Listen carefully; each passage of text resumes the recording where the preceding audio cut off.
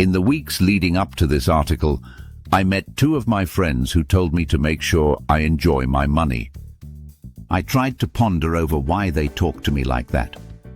I suspect it is because of the way I dress. One of them was a medical practitioner, obviously a junior colleague, because if he is still in paid government employment, he must be my junior colleague. He did not realize that I was just coming from an airport. I had been billed to stay in a 5-star hotel at Abuja, but I refused to board the flight because the organization that was to host me failed to arrange for my transport from the airport to the hotel. Their protocol officer, and maybe the organizers of the program, thought they were doing me a favor by inviting me to Abuja and booking that hotel for me. However, I had stayed in that hotel for 3 days back in August, all expenses paid for. I had agreed with my wife years back that we were going to prudently invest our resources such that we would not travel to preach because we needed the honorarium. That doctor was still reporting on duty as a civil servant, but I go to work when I want to, and I enjoy my freedom. I am not rich, but I enjoy financial freedom because I invested early.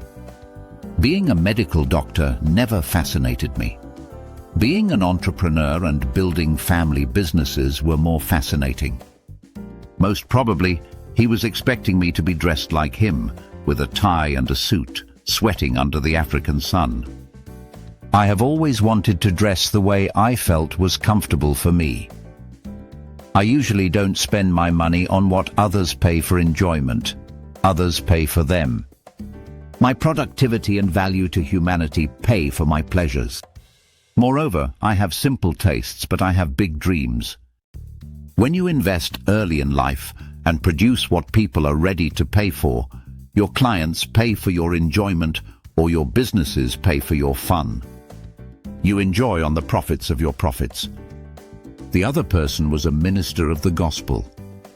I was dressed the same way I am in the pictures I shared recently. He came tightly dressed. He is a bishop. I am not a bishop. I am not a fashionista. According to my wife, don't spend your future on 2 Bs, your belly and your body. Instead, spend your money, time and future on your brain and your businesses. I preached with him severally, but he was more interested in his belly and his body. He was getting more monies than I, but I was investing my time and resources on my future. He made mockery of my dressing then, and even now. It must be emphasized, though, that I bought what I'm wearing in this picture and what I wore yesterday from Australia. I paid more than £500,000 for tickets for that missionary trip from my investments. Guess what? The bishop who was insinuating that I was not enjoying my money came to consult me on areas he could invest in. I know myself. I know what I want out of life. I know what I consider as enjoyment. Your standard of what is called enjoyment is not my standard. I derive joy from investments.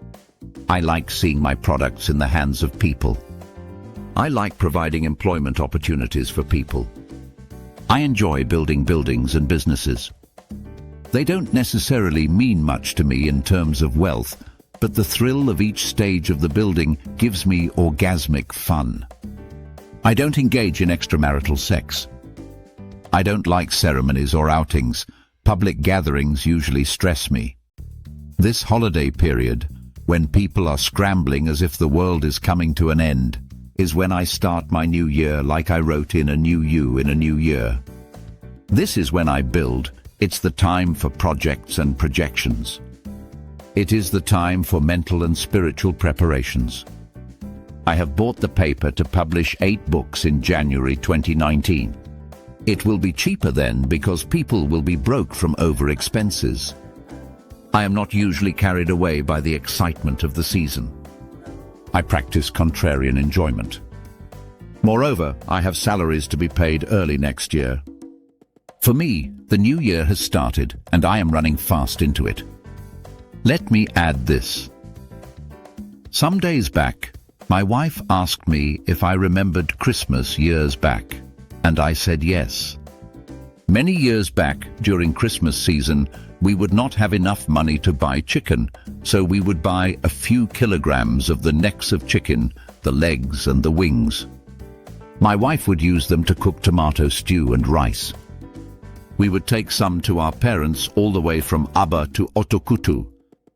When we came to Ukeli after selling the hospital, the first few years were not too different. We would send the children to my mother-in-law at Okuokoko, where they would, at least, be sure of decent meals. We would stay at Ukeli alone, managing what we had. That was then. This season we are selling broilers from our poultry. You can read some posts on the poultry in my earlier content. That's the way life is. God bless you.